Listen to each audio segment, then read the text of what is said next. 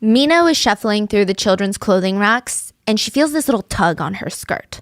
And she's asking her son, okay, yeah, what is it, sweetie? Do you need something? There's no response. So Mina pulls her eyes away from the clothes and she looks at her son. He's like 6 years old at this point, and his eyes are bulging out of his head. He looks petrified. And she's like, what's wrong? And this little kid, he's Korean. He says, Oma, we've got to go home right now. Why? What's wrong? Do you have to go potty? Like, I'll be done in 10 minutes. Can you hold it? No, the ajashi said that we need to leave right now. Mina looks around. There's definitely nobody near them, and there's definitely not a middle-aged man. All of the employees at this children's clothing store, they're young women.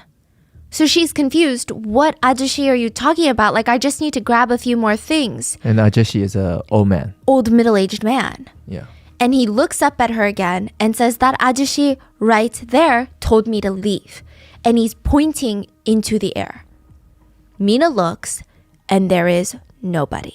She says, are you sure you saw an ajashi? What did he look like? He keeps saying he was bleeding. He keeps trying to hug the nice cashier lady. Mina didn't leave because she's in this very fancy luxury shopping mall, and maybe kids just make up some things. Maybe he wanted to go to a toy store instead. Maybe he was bored. Maybe he wanted to go home and watch TV.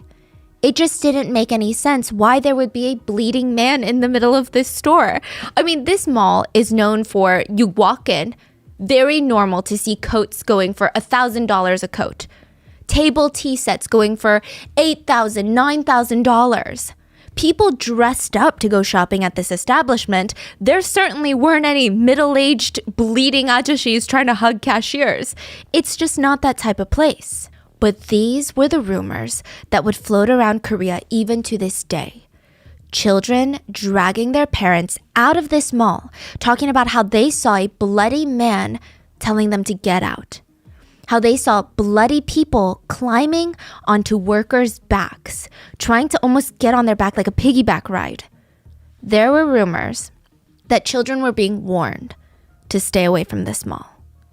Because very soon, over 502 people would be dead and 30 people would go missing inside of these very walls.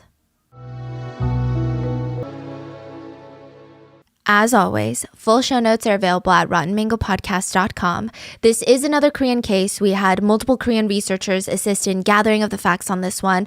But as always, please let us know if there's anything that we didn't cover or something that got lost in translation.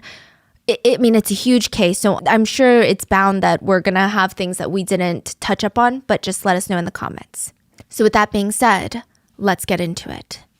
June 29th in South Korea is almost peak summertime. I mean, almost every single person that walked into this Hamplung Mall said the same thing that day. 왜 이렇게 더워? Which is, why is it so hot? Like, why is it so hot? A lot of people were coming to the mall to avoid the heat outside. And usually these massive indoor malls, they blast the AC during the summer. You walk in, you feel that ice cold air smack you on the way in. Not today. The mall was more humid, more hot, clammy. It was so hot, it was difficult to breathe inside of the mall. It's like the AC was broken. The workers are profusely sweating, apologizing to the customers. Sorry, the AC is broken. I'm sure it's going to turn back on any second now.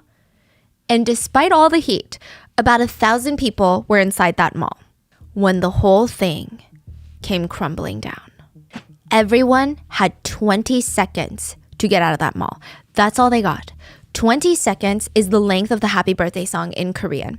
If you had 20 seconds to, do you think you could go from inside of the changing room, inside of a store, get out of the store, down the hall, to the emergency staircase, down the stairs to the ground floor? Let's say you're 4 stories high, 3 stories, fine, right? And at least a few more steps further to avoid impact. Could you do that in 20 seconds?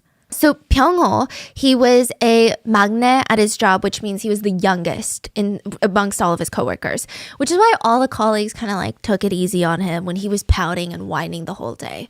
He's like, it's not fair. We work at the restaurant on the 5th floor. The AC is broken. All the other restaurants on this floor are closed. Why are we open? Why are we the only one? On top of that, I mean, do customers really want to eat right now? It's so hot. So the AC just broke that day. Yeah. all day it had been off. Okay. So it's not like ongoing. It's No. just, it's okay. That one day. So he's in the front keeping himself busy when the head chef runs out from the kitchen. Get out, get out, get out. Pyongho's like, okay, I'm not even going to look up. He just casually says, okay, give me a second. Like, I just need to finish this up. The chef runs to Pyongho, pushes him on the back and says, you idiot, I said run. And he looks up and he sees people booking it. Like there's like 5 customers, they're booking it to the emergency stairwell. So he starts jumping over chairs, jumping over tables, trying to join them at that staircase. He has no idea what's going on. He just knows that they're all running. And as he's running, one by one, the lights, the recessed lighting in the ceiling, they're shattering. And it's getting darker and darker, and Pyongho would have 20 seconds to make it out alive. Jiwon, let's call her Gia, was another employee at the mall. She worked in the basement level, so she sold crystals at one of those like home goods shops. And that day, she took her break early because it was so hot. I mean, she felt like all day, if she even moved fast, if she even thought fast, she would break out into a full-blown sweat. So she tried to move slowly, reserve this energy. She had to fight every intrusive thought that she had to not just walk out of that store, quit, and never look back. That's how hot it was. She takes her break early, and as she's walking back into the store, the manager, Unni, which is like an older sister, right, starts running towards her screaming, turn around, run, run. The last thing Gia remembers were these little broken shards of crystal flying at her, and she didn't understand what was happening. Just that all the crystals in the shop looked like they had exploded. Gia would have 20 seconds to make it out alive. 19-year-old, let's call her Sarah. Sarah had just graduated from high school, and now she's working at one of these high-end children's clothing shops, basement level of the mall. She wasn't even supposed to be working that day. Her colleague called her and was like, hey, can you switch shifts with me? So she did. She was coming back from her lunch break when she felt something really strange. There was a cold wind. It felt really nice because she had been sweating in this hot, humid, dank basement floor all day without the AC. But did you just catch on? Well, yeah, why is there a cold wind, right? Exactly. She works on level B1, the basement floor. There's no exterior doors that could be opened to let in a breeze. It was a strong breeze too. And the AC wasn't back on. Sarah would have 20 seconds to make it out alive. There is a man, 21. His name is Choi Myung-seok, but we're going to call him Michael. He actually started working at the shoe store in this Hampung department store. He was studying architecture, but he just needed to make some extra money on the side. And he was on his shift when everything went dark. He didn't even have 20 seconds to run. Nothing registered in him. It was just lights out, literally, figuratively. When he woke back up, everything was pitch black. He was laying on cold concrete. He's basically boxed in by concrete. He couldn't move. On the sides of him, there was concrete. Above him, there was concrete. Below him, concrete. He just had to lay there in a fetal position, having no idea what had just happened. There was no light, no food, no water. He tried to kind of push up against the jagged concrete, but he was worried that any sort of movement would cause the concrete to completely crush him. Even the air supply felt stale, dusty, and limited. The panic starts to kick in. He's like getting claustrophobia. And in any other situation, I think that this would have been terrifying. But he started hearing a woman's screams. And she's screaming, "Save me! Save me!" He said that he felt kind of happy that he wasn't alone in the dark. So he starts screaming back, "Hello?"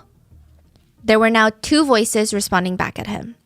So one was Lee Sung-yeon, a 25-year-old woman that worked in the kitchenware shop, also on the first basement floor, and an ajumani. So that's like an older auntie customer. So these are a lot of like basement workers, right? Yes. Is it because there's a higher chance of survival? Oh Everyone on floors 1 through 5, unless they were out of the building, they would die. So they were all trapped. Just like Michael, the ajumani, the woman, they're all trapped. The ajumani could barely talk because she was actively being squashed by the concrete, like on her chest. Ajumani is... The customer. an older woman. Yeah. I would say maybe like 50s, 60s. And she told them in all these gasp breaths, like, there's a heavy piece of concrete on my chest. I can't talk.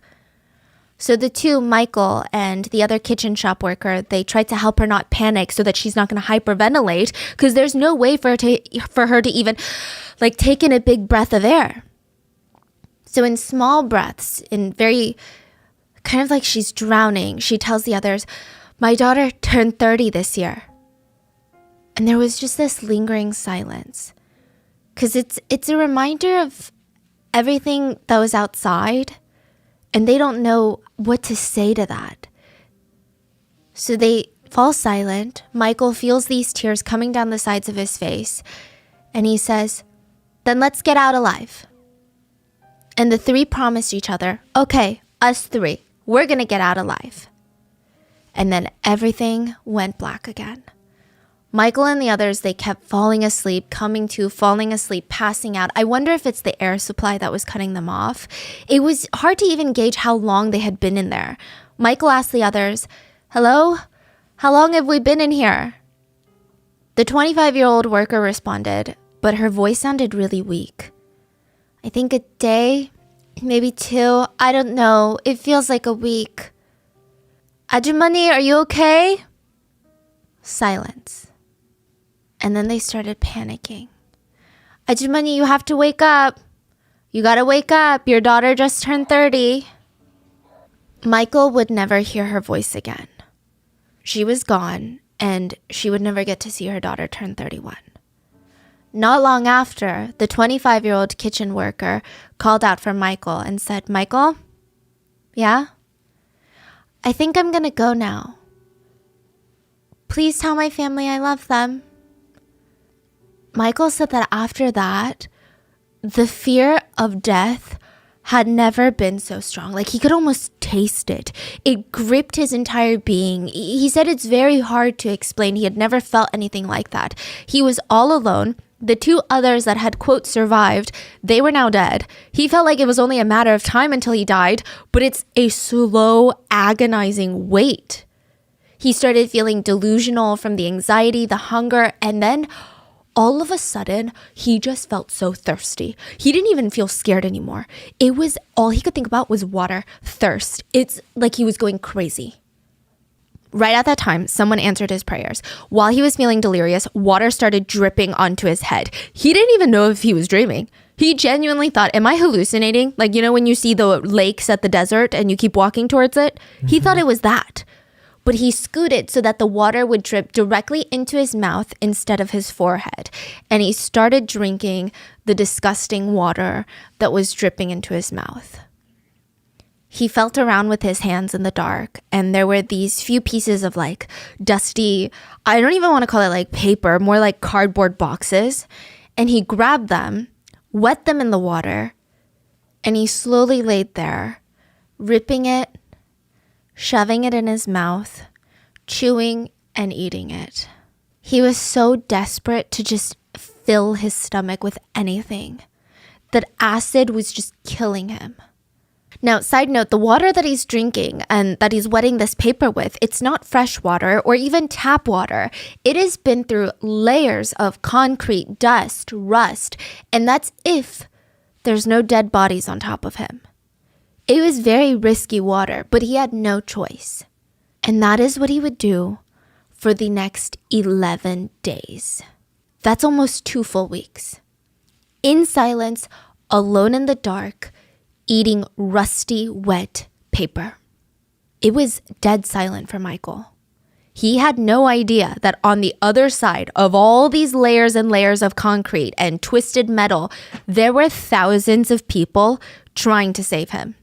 All hell had just broken loose. This was happening on a random Tuesday afternoon. There were commuters, office workers, families driving near the mall, out walking on the streets. They hear this crazy, almost deafening noise. They look to their left. I mean, some of them it's their right. And this entire shopping mall, one of the most iconic buildings at the time, because it's like this salmon pink color. Everyone knew that Sampung Mall, right? Pancaked. This mall that was 10, 20 stories tall now looked like a 1-story building. Pancaked. A pile of rubble. It wasn't even like an avalanche where, which I know those things happen very quickly, but you watch those videos and you see things are slowly falling and you can't stop it, but it comes closer and closer. This was 1 second the building is standing up tall, totally fine. The next second, it's on the ground. All you see are skies. The first thing on everyone's mind was North Korea. We are under attack. This is a full-blown war. North Korea is attacking us. So a lot of people are running away from the building because they don't know, is North Korea going to attack another building? But a lot of people were running towards the building to try and help anyone they could. And it was like a group of zombies were seen walking out of the mall.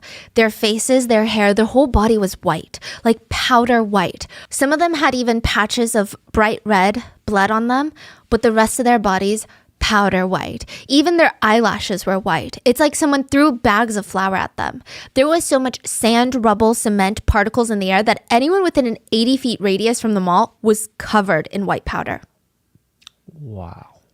At this point, breaking news is playing on every single TV station news network. Sampung department store has just collapsed. There are an estimated 1,000 people inside at the time of the collapse. As of right now, investigators do not know the cause of the attack. There is speculation that this could be the work of a terrorist attack by North Korea. Hundreds of ambulances, fire trucks, they rushed the scene. About 4,000 official personnel. So, you're talking firefighters, police, soldiers. They start arriving at the scene. They bring in helicopter cranes, heavy machinery, and the whole situation was so tricky. There's two main issues that the rescuers are confronted with. So the first being that the left and right edges of this building have not collapsed. It's like someone cut out just two edges of a cake and then squashed the middle. But the sides are standing, and now they're starting to kind of tip each way. So they're gonna fall and hit some people. Is that? Yeah. Okay. So if you're standing in the middle of this rubble trying to dig out people, this falls. People are gonna die. Oh, and they can they even knock it down? No. Because that will fall on more people. More people. So at any moment, it's at the risk of collapsing. It's like a domino waiting to topple over. It looks like a strong gust of wind could take it down. It's dangerous. And the second problem was, even though that we have all of this heavy machinery, right? We've got the helicopter, fork cranes, none of it could be used. The experienced rescuers, they point out, if we use this equipment and we're not precise, if there's someone underneath a piece of concrete, the machine could easily squash them. Or let's say we're trying to pick up that concrete, we could literally rip someone in half with a crane. We could literally rip their head off. Have you ever played pickup sticks? You get the same size sticks, you throw them, and then you have to take each stick out without moving the other ones. That's what this was a game of. And the stakes were really high. The rescuers said, people are going to die if we don't do this right. So the only way to save people was to use light machinery and go by hand and just pray that the edges of the building would not collapse in on them. So originally, the morale amongst rescuers was very, very high. It would be a miracle if anyone survived, but they at least had to try. But once they got to work, they said, they noticed so many mannequin parts that were under the rubble. So looking from afar on the street, they could see like arms, legs, and torsos just peeking out from the rubble. And it's unsettling, but it's to be expected. It's a shopping mall. But once they lifted layers of concrete, it was a mannequin. They were people. The night before Michael was trapped, security guard Ian was alone doing his rounds.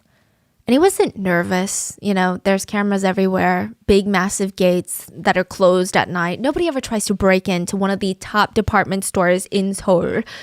But still, it's 3 a.m. and the empty building is kind of creepy. All the mannequins are practically glowing under the dim lights. And he has to walk from each floor to each floor. And like the echo of his footsteps, that's the creepiest part. Every step, it sounds like someone is walking behind him. And he's walking through this newly renovated hallway when he hears like this groan. It sounds like one of those fantasy movies where they have like monsters or dragons that are groaning or hissing. And he freezes. Okay, there's no alarm sounding, so it can't be a robber. And that's not even like a human noise. It sounded like it was coming from the top floor. So he speed runs all the way up to the 5th floor. And so earlier I said the building is 10 to 20 stories high, right? It's 10 to 20 apartment stories high. But because it's one of those fancy department stores, it's only 5 levels above ground, but each level, you're talking like crazy, like 30-foot ceilings. So double the regular. Yes, double, triple. So he's running up to the 5th floor and he looks up, he sees all these restaurants that are closed. And at first glance, everything seems normal. There's no one hiding. There's no shadowy figures, anything like that. And then he sees the moonlight reflecting off the glass of the restaurant. But not just even the moonlight. He sees the moon reflecting off. He's like, that is so weird.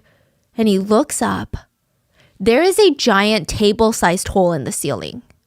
It looked like someone or something had taken a bite out of the ceiling. This is the night before the collapse. Now, if you ask any Korean person, if you had a time machine, what would you do? What was the first thing that you do with a time machine? An overwhelming majority of them would answer, I would go and buy up all the land in Gangnam. Yeah. So 50 years ago, if you purchased land in the city of Gangnam, which is like the Beverly Hills, the Upper East Side of South Korea, you would be part of South Korea's ultra elite today. But how would you even know to do that? 50 years ago, Gangnam was not a fun, glamorous place. It was kind of more of a dangerous place. Gangnam is south of the Han River in Seoul, and back then, the rich people only lived above the river. They never lived below. Anything below was considered not that classy. But somehow, this businessman by the name of Lee Jun, this influential rich businessman, he worked in the South Korean government. He had ties to the American CIA. He owned a massive construction company, and he focused on doubling his business every year, which is insane. To double your business every year, that's crazy. He mainly did this by buying up land in underdeveloped, not so desirable areas like Gangnam and turning it into what it is today.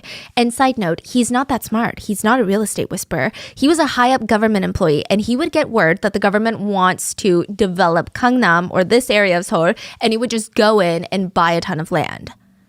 Most of the time, he would just flip it and sell it back to the government at an inflated price.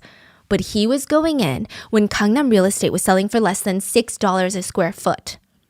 Now, it's about $1,000 a square foot. I did some math. That means if you bought an apartment that's about 1,500 square feet, that would have been about $10,000. Today, that same piece of land, $1.5 million. So Lee, with his insider information, he bought over 2 million square feet in Gangnam back when it was dirt cheap. But he's like, you know what? Why would I sell this land back? I should develop it. I should do something. There's new fancy schools coming into Gangnam. Like some colleges are coming in. We got some private schools coming in. We got all these. So Gangnam is kind of known as like the new money area. The old money Koreans actually still live above the river, they say. In Gangnam, you've got all like the lawyers, doctors, like the professionals moving in. So he's like, I need to make a department store. Because what do new money residents like? They like labels. They want to show people they have money. So back in the day, you know, Korean stores, you go there, it's utilitarian. You go and you buy what you need. I'm going to make it super aesthetic. I want it to be a one-shop stop. I want them to come. It's a social event. They eat dinner. There's fancy restaurants. There's a fancy supermarket. I want everything in there. So he gets this construction company called Usong Construction. Apparently, they're actually really good. They've got a very clean reputation, or relatively clean. A lot of people vouch for their durability. Like right now, if you see new apartments, it might even say like Usong constructed because people really like it. So Lee tells Usong, I want a 4-story commercial building. They're like, okay. They start drawing out the plans. They start building the building. And halfway through, they've got the main foundation up. Lee walks into their office, sits down. You know what? Let's add another floor. Make it 5. Better number, right? 4 is a bad number. 5 is good. Usong is looking at him like, are you dumb? You cannot just add another floor. That's not how it works. If you want another floor, we have to start over. We have to bulldoze everything down and start over. If you add another floor without altering the current plans, the building would have way too much weight and stress on the foundation, and it's going to be compromised. So Lee gets up and says, okay, well then you're fired. He goes and he hires a new construction team, one that has a very hard time saying no to him. His own construction team. He acts like he is the construction engineer, the architect. If you say no to him, you're fired and potentially blacklisted from the industry. And so they made his ultimate dream come true. His team built the Sampung department store. It would be the second biggest department store in the nation at the time. And it would bring in insane amounts of money. The first year they were open, they were projected to do about 150 million in revenue. That's calculated with inflation. The second year, they doubled. 300 million a year in revenue. Sampung department store was built with the intention that you don't have to go anywhere else, okay? Everything's in these two buildings. So there's building A and building B, and they're connected on each floor by these long hallways. But the hallways are not the width of building A and B. So it looks like, kind of from an aerial view, it looks like two squares with a short line in between, like a short stick connecting them. Now, you don't ever have to leave the building to get to the other one, but it's interesting. Building A was the mall. The fifth floor would have all these fancy sit-down restaurants. You can meet up with your friends before you go shopping. And then the fourth floor, luxury household goods, fancy wine glasses. Third floor, men's clothing. Second floor, women's clothing. First floor, foreign imported goods and cosmetics. Now, there are 4 basement levels. B2 through B4, they're more for like storage, machine rooms, parking spaces.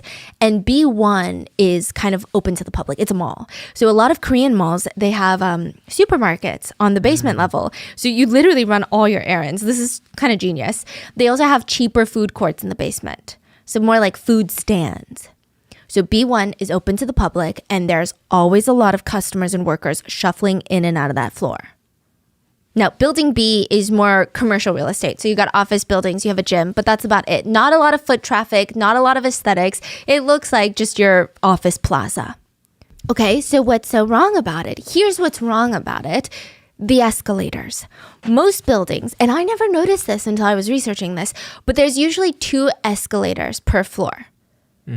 And like 2 going up, 2 going down, especially big malls.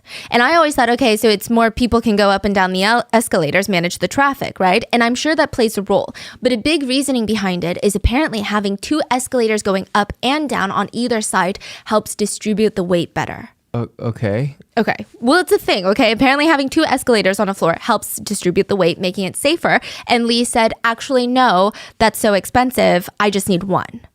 So he kept putting just 1 escalator on each floor. In massive buildings, especially commercial buildings, there are these giant rods in the middle of the open space.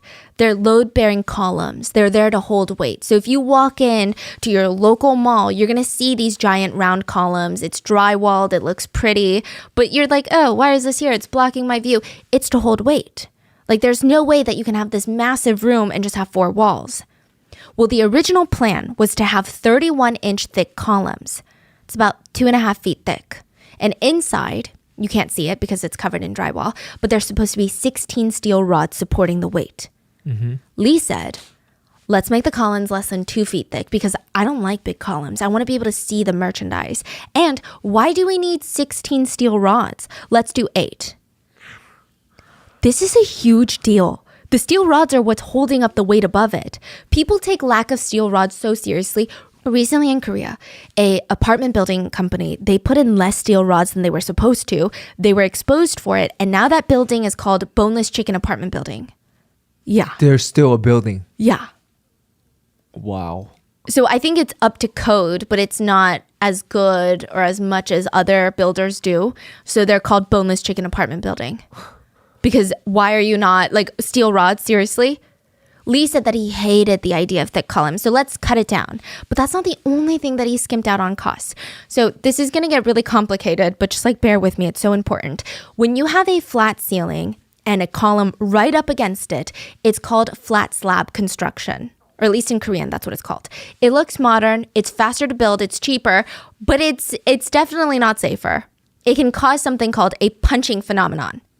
Imagine you've got a piece of paper and you're holding it down on a pencil. The pencil could easily punch through into the piece of paper. Yeah. Now, if you were to stick another circular piece of paper on the point of the pencil and then stick another paper on top, it's much harder for you to stick through, even though it's just paper. It's very hard to punch through 2 layers. That's the drop panel. That's what it's called. So think of it as instead of walking through the mud with sneakers, you're walking through with heels. The difference is massive. Yeah. Your heels are going to poke into the soil. Yeah. But Lee, rich businessman, owner of a crazy lucrative construction company, says, should be okay. He knew that this was a bad idea. He knew this was dangerous, but it saved him money. So he was all aboard. He said, you know what, it's fine. Columns are strong. But they're not, especially when you take out half the steel rods, like half the skeleton of the column is now gone. But the worst, the biggest hazard of this whole building was the 5th floor. It should not have existed. The building was not designed to hold the weight of another floor. It sounds like, it's just another floor, but that is an additional 25% of the overall weight added, if not more. That is huge. At first, he told his team, it's going to be for a roller skating rink, which honestly would have been a lot safer. Less traffic, not as much furniture, but instead, he said, you know what makes more money? Restaurants. Restaurants are insanely heavy. Commercial ovens, commercial walk-in freezers, industrial-sized refrigerators, lots of water. Lots of water is heavy. Since there's going to be multiple kitchens on that floor, I mean, you're talking AC up there is going to be intense. Restaurants are also more densely packed than a roller skating rink. The entire weight distribution and calculations were going off the walls. You know those big Amazon delivery trucks? Uh-huh. Well, the weight of the 5th floor was about 100 of those delivery trucks. Imagine parking 100 of those on the roof where it should not be. That's just the 5th floor. That's not, and he wanted to do heated floors for the 5th floor, which added 2,415 tons of weight. Just for heated floors. And on top of that, there was even more. So the roof of the 5th floor on Building A were these giant AC cooling towers. They weighed 87 tons each. There's 3 of them, so the total of that, to visualize, imagine sticking 2 houses on top of the roof of a mall that is already unstable. This is crazy. Just on top of the roof. Now, here's where things go really wrong on the roof. So firstly, the AC towers on this specific roof is a death wish. The vibrations that the AC creates, it only further destabilizes the building's foundation. That's what causes cracks, vibration, movement. Mm-hmm. And so since the get-go, like opening day of this mall, they could see the red flags. The vibrations and the weight of the heavy AC cooling towers, they were causing water leaks onto the 5th floor. Because the water would leak out of the AC, there would be a crack, and it would flow through. But the biggest atrocity of what they did on that roof, the AC towers were facing towards a nearby apartment building. All the residents of that apartment building were like, the AC towers are so loud. We're filing complaints. You got to do something about it. So they had to move the AC towers to the other side of the roof. Now, to do something like that, what do? You have to call in industrial cranes. You got to have a ton of professionals on site to make sure that it's done safely and securely. It's a pricey relocation. Lee, very wealthy mogul, said, too expensive, get a couple of dollies. Wow, so they just scooped it over. They didn't even scoop it because there's no dollies that can carry that much weight. They basically dragged it. And if you see pictures of that roof from like opening year, there's cracks all over. Wow. And now they move the ACs to the other side. And what do? They vibrate and cause even more cracking now to even the other side of the building. Now here's where it gets kind of unexpected. This one I wasn't expecting at all. One of the first stores that opened up inside this mall actually contributed to the collapse. A bookstore. Did you know Korean books are even heavier than foreign books because they use a higher portion of stone powder in the paper? A year and a half after opening, the bookstore would be relocated from the 2nd floor of the mall down to the basement because that bookstore was causing so much damage to the building from the sheer weight of the books and the shitty construction. If this had been a well-built building, there wouldn't have been any damage. So they've realized something is happening? Yeah. There were cracks all over the 2nd floor. What? There was bending in the floor. There was drooping in the floor. The floor was tilted where the bookstore was. Wow. And nobody did anything? No. The entire building started to lean a little bit. And all it would take would be 20 seconds for the entire building to crumble. And literally not a single part of this rescue was easy.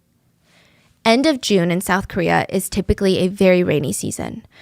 The rain was pouring down on the rescue efforts.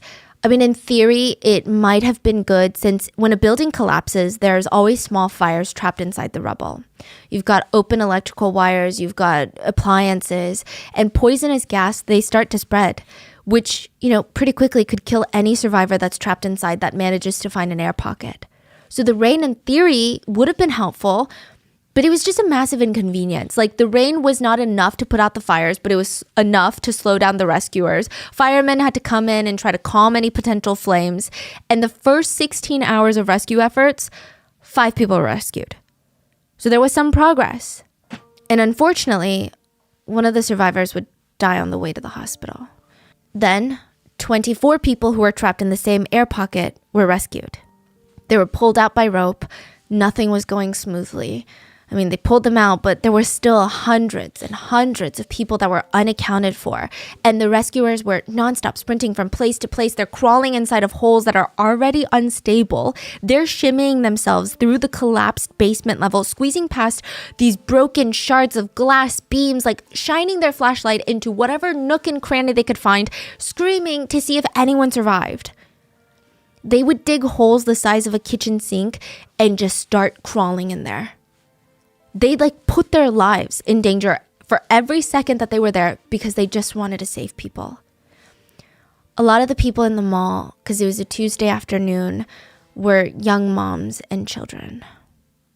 The family members of the missing and the victims, they all gathered. They tried to help. Random civilians that had no family members in there, they were putting their lives on the line to help save people. Retired doctors grabbed their white coats and went to local hospitals because there were way too many people coming in. A ton of ajumas, middle-aged women, they were too old, too frail to dig, but they created these organized groups and they would cook for the thousands of rescuers every single day. But ultimately, the morale for the rescue teams was dying, which sounds bad because, how can your morale die when there's a chance that others need saving, right? But they're working themselves to the edge physically and mentally every single day, and all they're getting after the first initial groups of survivors is bad news. They're just getting bad news. Another body, another body, another body. 10 days had passed, and it's the rule of 3. Do you know the rule of 3? No. 3 minutes without oxygen, 3 days without water, 3 weeks without food. And you'll die. It had been 10 days. No food, no water, limited oxygen, and potentially injuries on top of all of that. The rescuers thought, okay, maybe it's time to go from rescue to recovery. The faster, the better. July is peak monsoon season. It's only going to get worse. We got to go. People said you could smell rotting corpses even if you were blocks away from the site. They started bringing in the heavy machinery. The chief of police asked all the family members who are still present at that site, come on, we got to do one last go before we bring in the machines. Call your loved ones. We can't hear anyone. Maybe we can hear their phone. And so all of them are standing around with their phone, calling their missing loved ones. And they're just trying to listen, but they can't hear a single thing. The U.S. actually would donate these sound detectors to help rescuers find the phones underneath. The Korean government was already equipped with heat sensors, which is typically used to locate bodies. But the heat sensors, they work with infrared light. And when it rains, the raindrops scatter the infrared. And it becomes wildly inaccurate. 11 days had passed. And now rescuers are like, okay, no one survived. So let's bring in the machinery. Michael thought that he was going to die in there.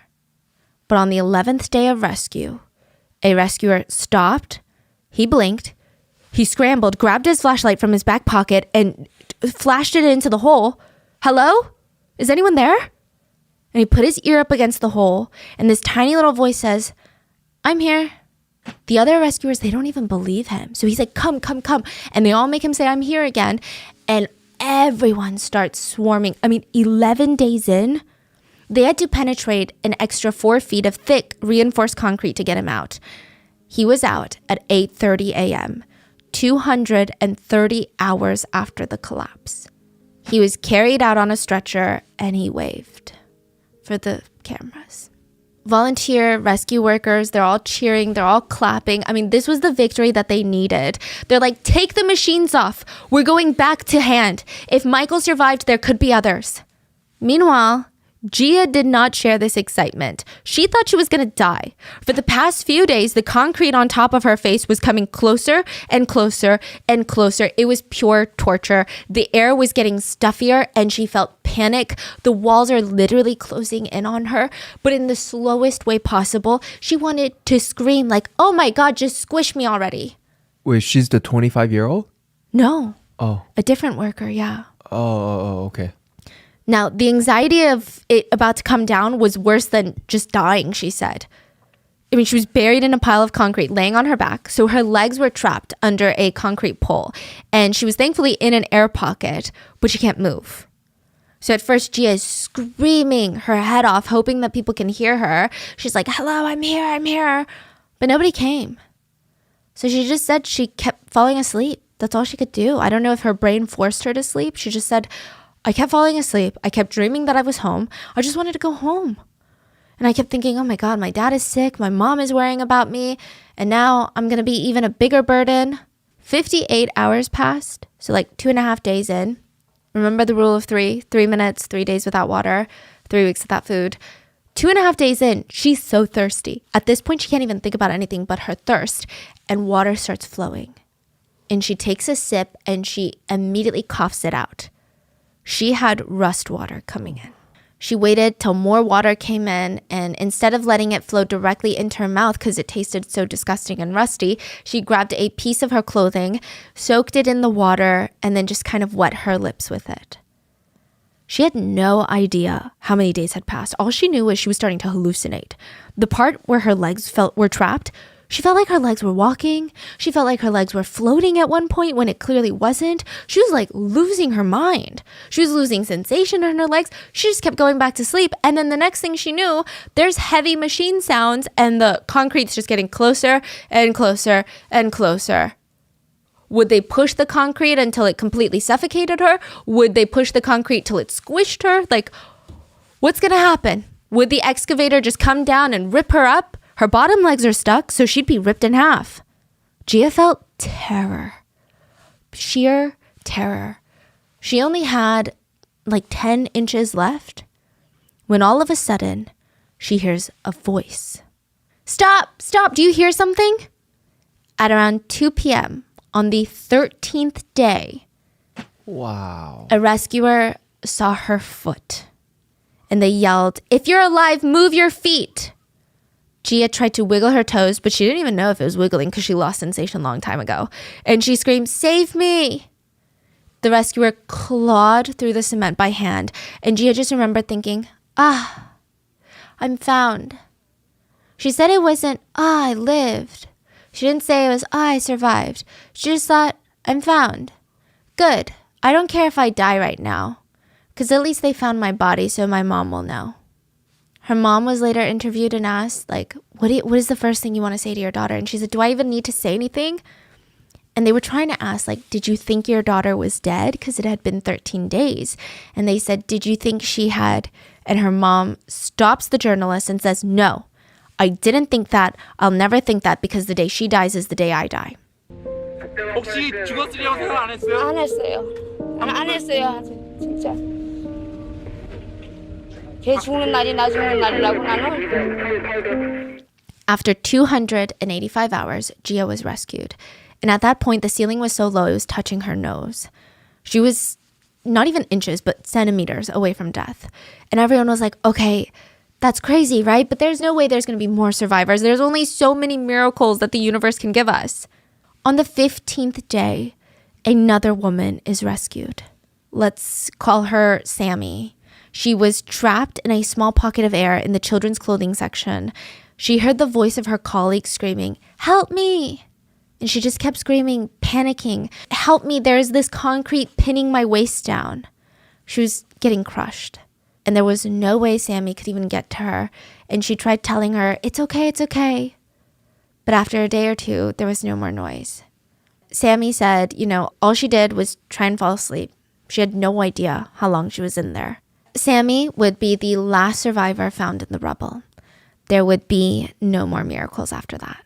Before we get to the depressing recovery, South Korea did try to bring up the morale of the country and the 3 survivors. So Michael, Gia, and Sammy almost became these beacons of hope for people.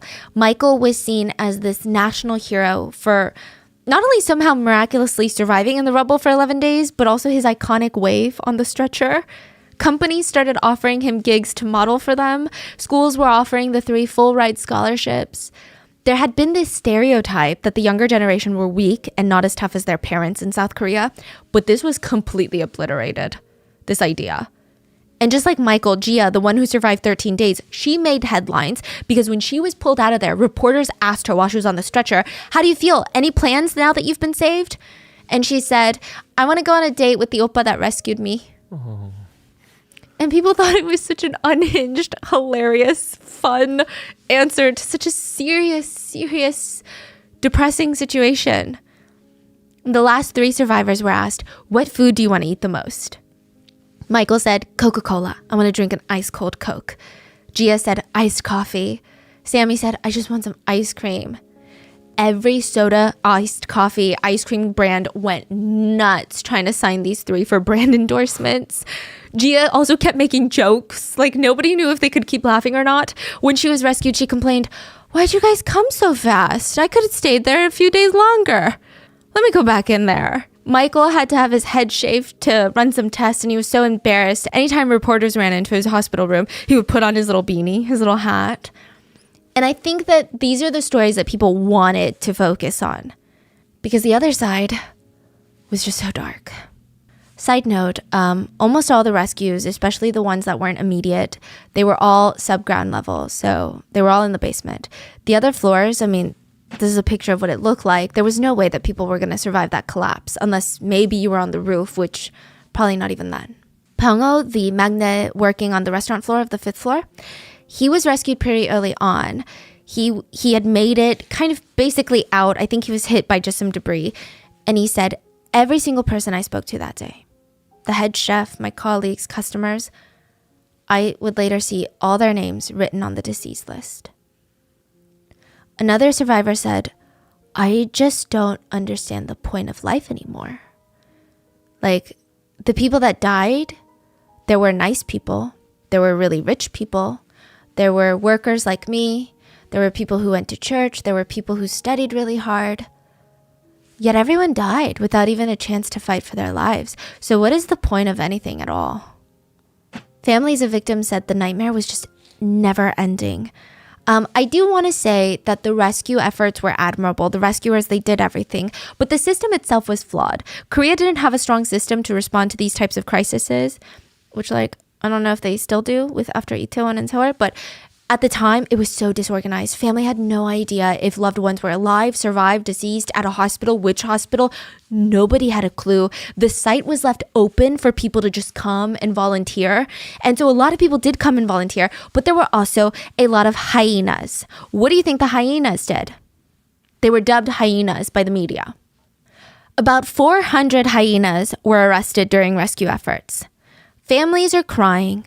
Rescuers are risking their lives. They're stealing stuff? They're pretending to help and stealing designer goods.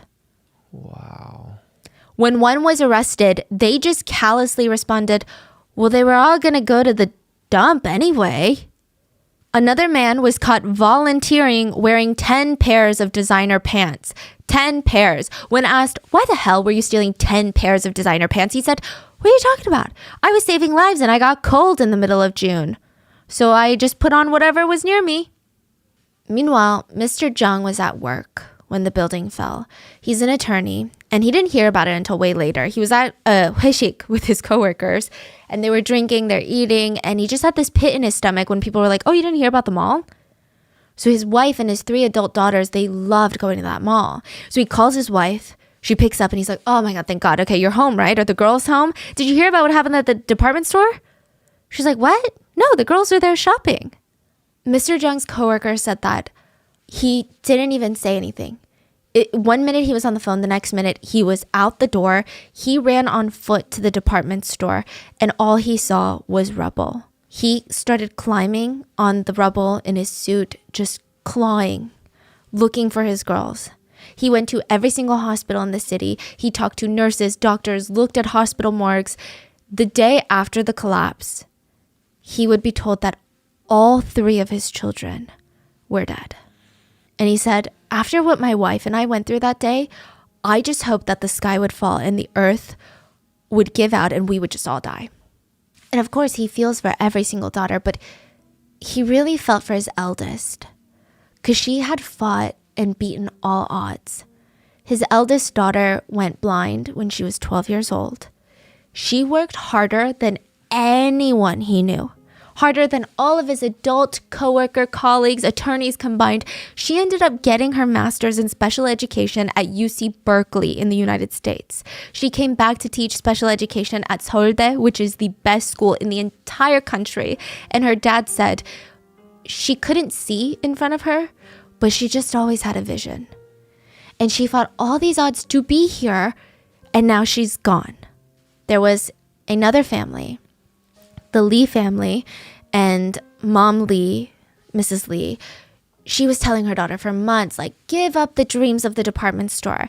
And her daughter told her, no, if I'm going to be a fashion designer, I can't just rent a small shop anywhere. I have to make a big statement. I'm going to get foot traffic. I know it's a lot of money, but I've saved up my entire life savings. I'm going to rent this tiny little shop. It's my dream.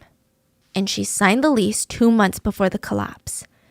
And Mrs. Lee said all that nagging she did, completely forgot about it. Because the minute that she saw her daughter in that shop, just how much passion she had for what she was doing, how could she not support her? She was at her shop when the building went down. And this part is so dark, but it feels really raw. A lot of families reported feeling shame and guilt afterwards, because they were all there, and when survivors were being found, they would see survivors reunite with their families, and they said they would feel intense jealousy, because it's only human, and then immediately they would feel so ashamed for feeling so jealous, and it made them feel so gross. But they had this like, that should be me. So after the last remaining survivors were rescued, the government decided they needed to start clearing out the debris. They said it was dangerous to just have it out in the open, so they just started moving the rubble to dump sites. And a lot of victims have not been found yet.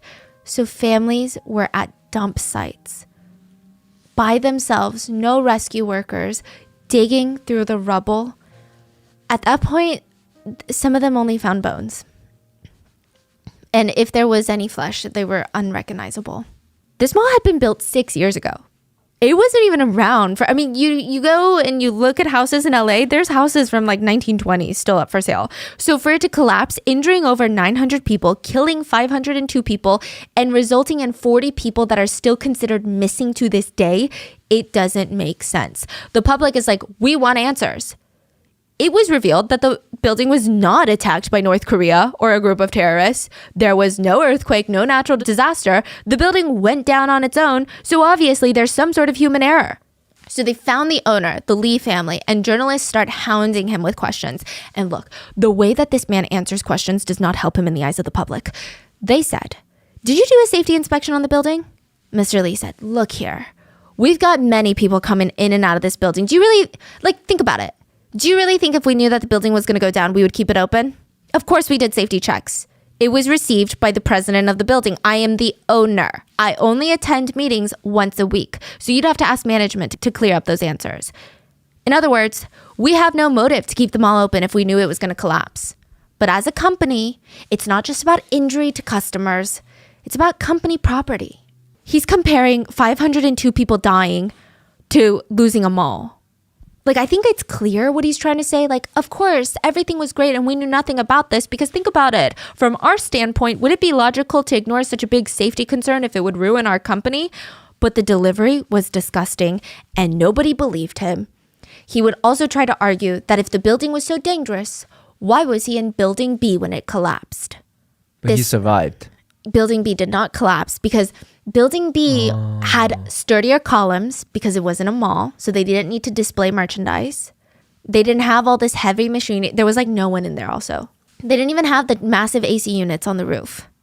And this whole argument backfired when it was revealed the reason that Mr. Lee was even in Building B to begin with was because there was an emergency meeting about whether or not the mall should be evacuated. That's what they were doing, debating whether or not to close the mall when the mall collapsed. The meeting lasted for hours and executives were arguing.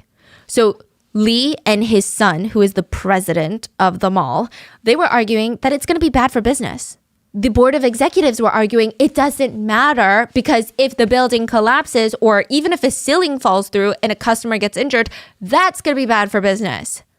A few executives left mid-meeting because they got calls of complaints by store owners that like ceilings were crumbling. Literally during the meeting, they left. They went to investigate. They went onto the rooftop.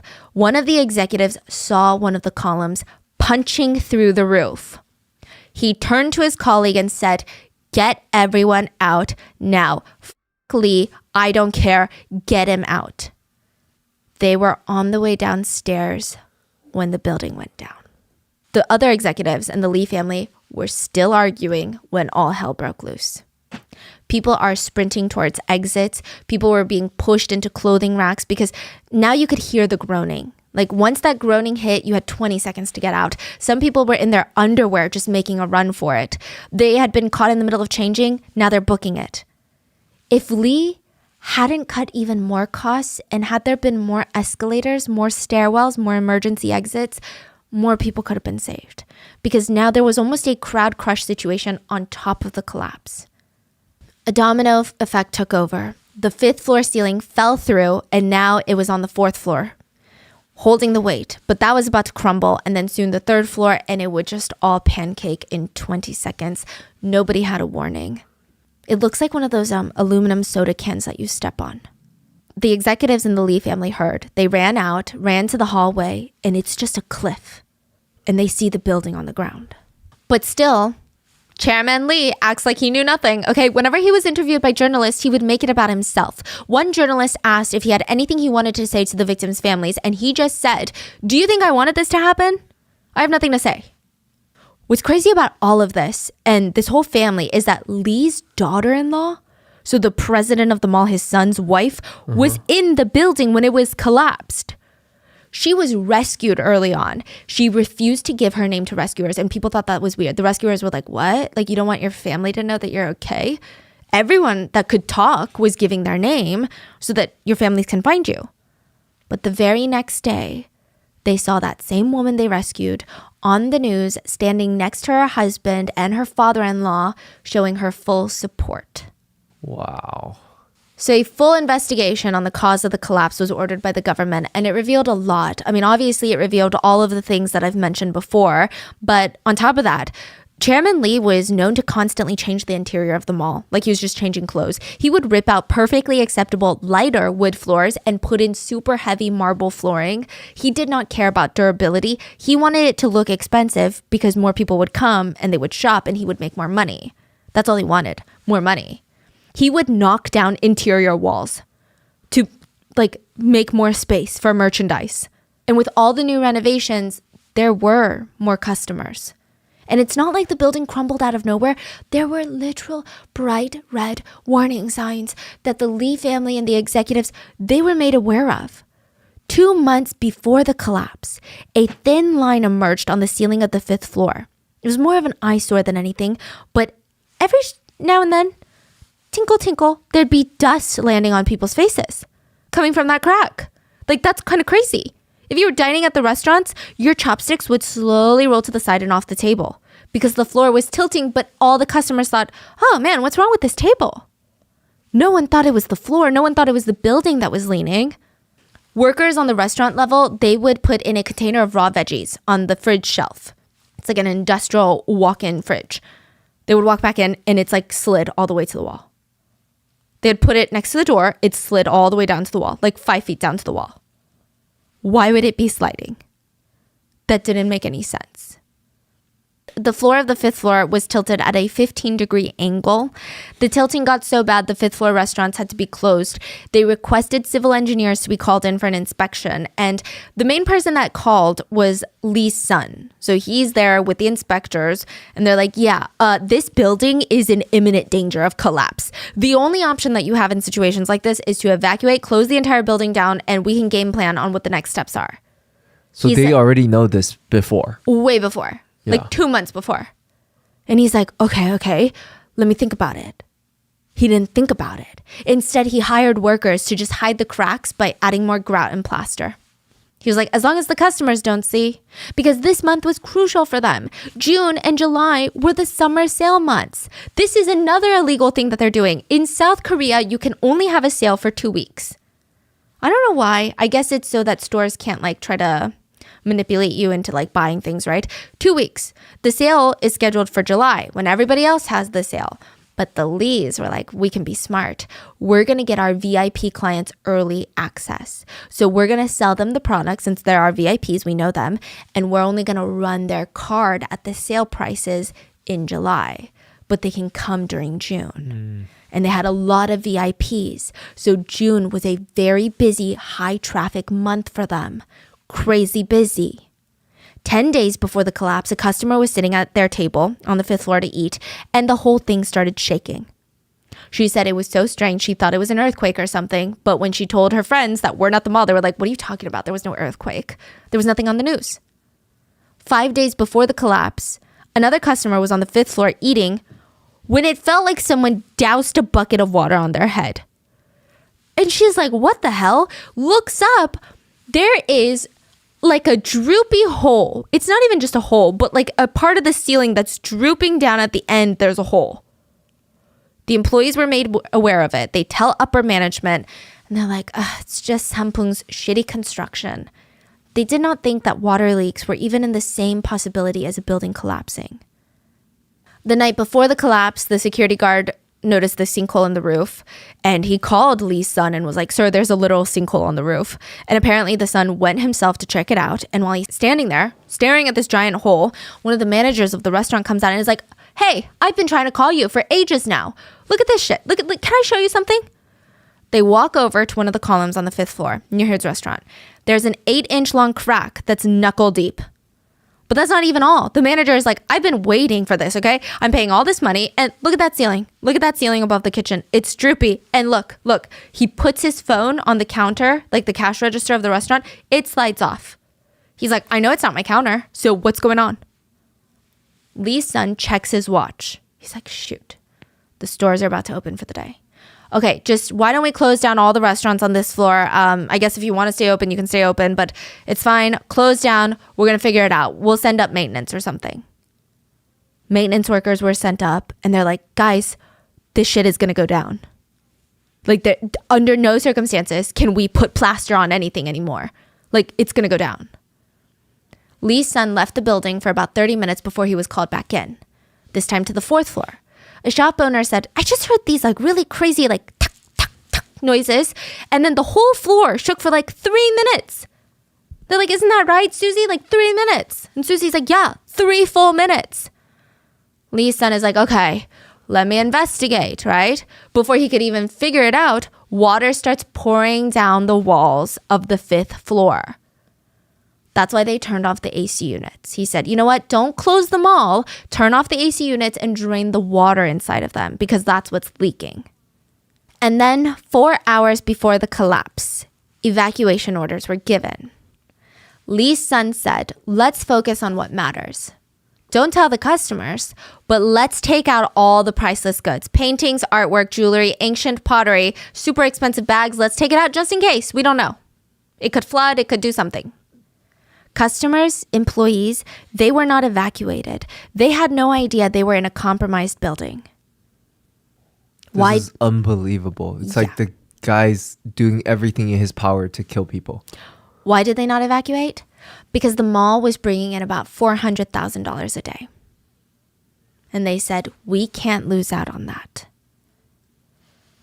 Many of the victims died on impact. Others suffocated to death. Others bled out. Some starved to death. And a lot of them drowned to death. When firefighters were trying to put out the fires inside the rubble, the water came in and filled their air pockets.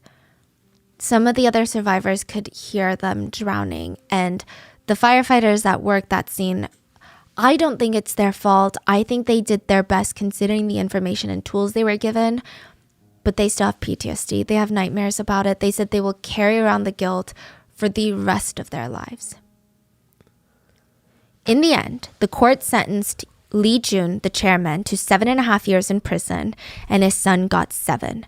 You look so shocked, right? But this was actually a big deal. This is what's even crazier about this case, okay?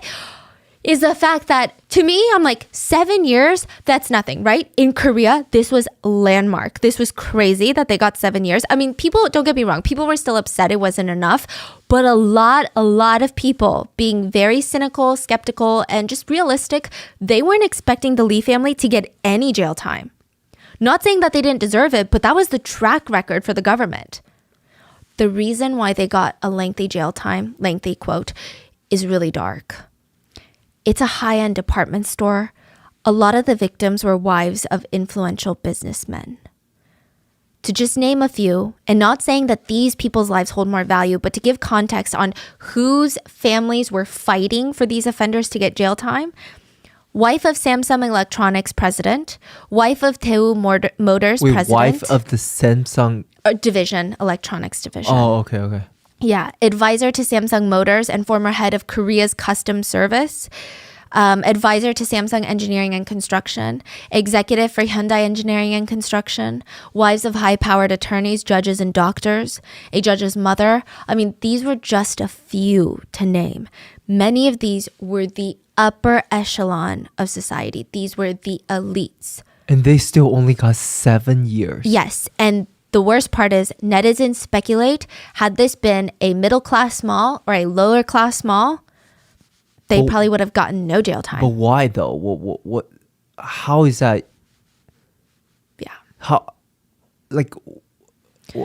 I guess it was a blame-shifting game. So Lee's family would actually shift the blame on government workers that they bribed. So they would say, hey, we didn't pass our safety inspection, but just say we did. And about 30 government workers were fired and arrested as well. So because there were so many people to blame, it became this game of like, who's really at fault? Was it the gatekeeper, the government workers that didn't make sure that the safety inspections were up to date?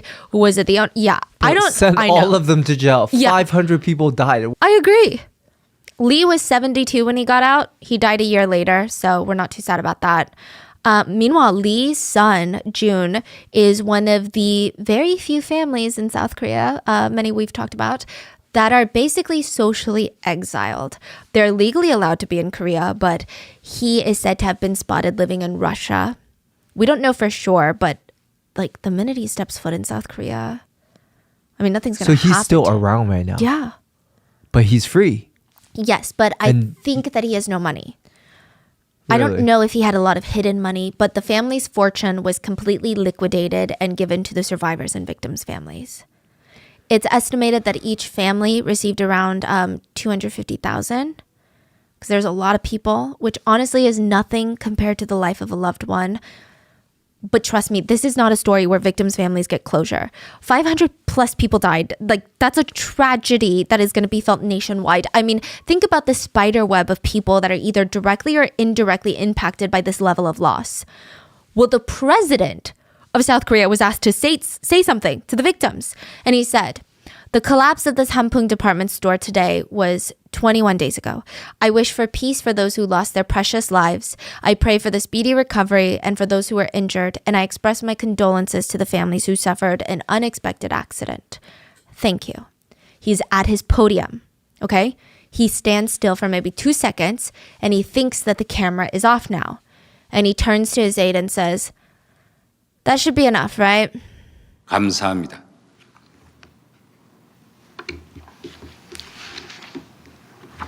그럼 되겠지. 그래.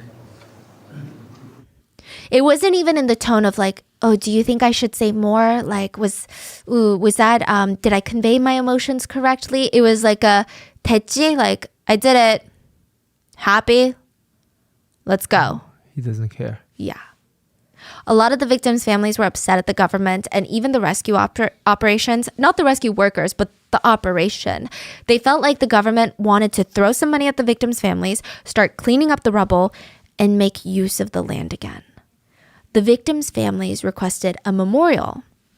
Not to give a comparison, but later on this comparison does come up a lot in Korean media sources. But like 9/11 in the US, I mean, that is crazy real estate if you think about it. That is prime real estate. But out of respect for the tragedy, there is a memorial there. You go there you remember these families, you remember these victims, everyone that lost their lives. But the government said, this is such a good area of Gangnam. It's like center. Like every time someone drives through here, they're gonna have to be reminded of that. And like, what about the real estate prices of all the people who spent so much money on condos nearby? It's gonna go down if we have a memorial here. So they said, we'll give you a memorial. So the family said, okay, then can you give it to us at this park? That's a very famous park that people love to go to, and it's a beautiful park. We can go there and spend time with our loved ones. But that park is so pretty. People will be so depressed if they go there and they see 500 something names. What about in the woods? They literally gave them a memorial in the middle of nowhere, like just in the mountains. And they built a luxury apartment building where that, yeah. The Sampon department store? Yeah.